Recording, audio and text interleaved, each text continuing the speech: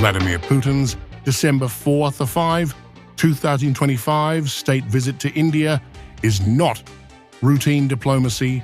It's a high-stakes stress test of the global order itself.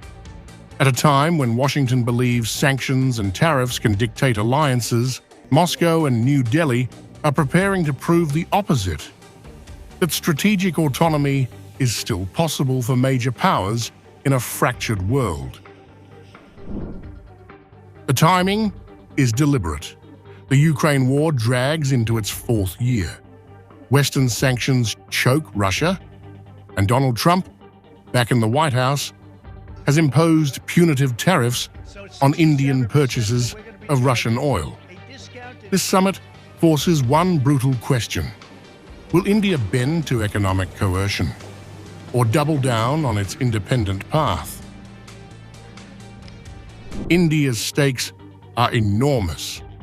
By mid-2025, it was absorbing nearly 80% of Russia's seaborne crude, helping control inflation and keep industries alive.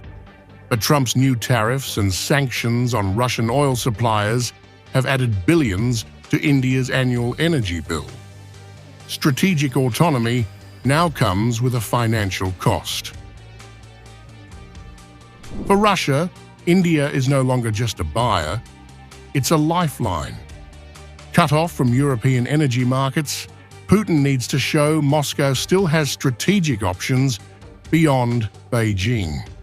And he made that clear in his direct message to Prime Minister Modi, a message the Kremlin ensured the world heard. I have just had a conversation with the Indian Prime Minister, Mr. Modi. I took the liberty of congratulating our friend, the Indian Prime Minister, on his 75th birthday on behalf of all of you. I would like to convey his best wishes to the entire Russian leadership. In modern history, or more precisely, since the days of the Soviet Union and then in the era of the new Russia, relations between India and Russia have been exclusively trusting, friendly, and of course non-partisan. These relations are based on a national consensus in both Russia and India. Under the leadership of Prime Minister Modi, India is pursuing a completely independent sovereign policy. And, most importantly, it is achieving very good results in the economic sphere.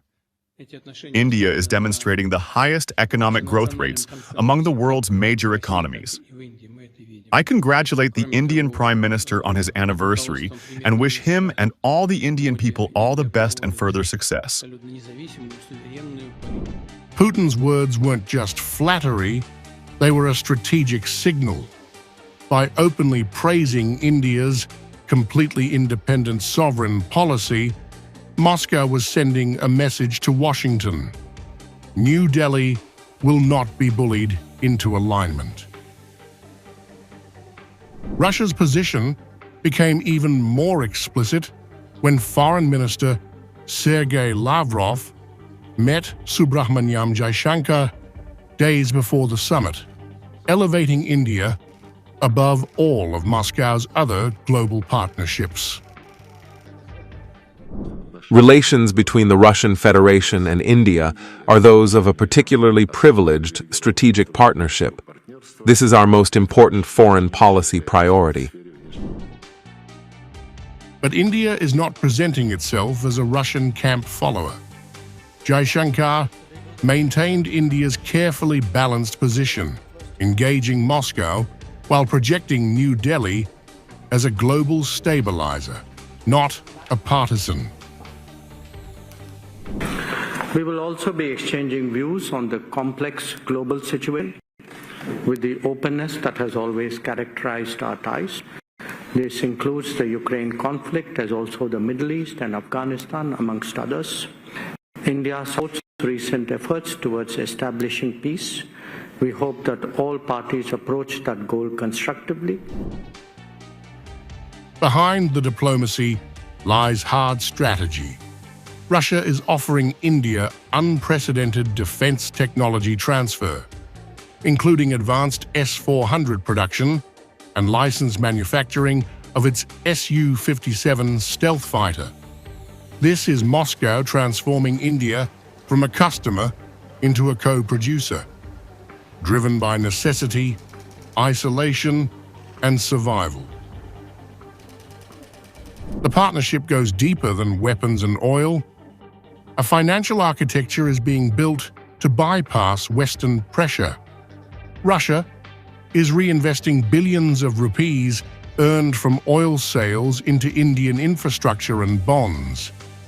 India is exploring deeper integration with Russia's SPFS banking network, reducing dependence on the dollar and Western-controlled systems.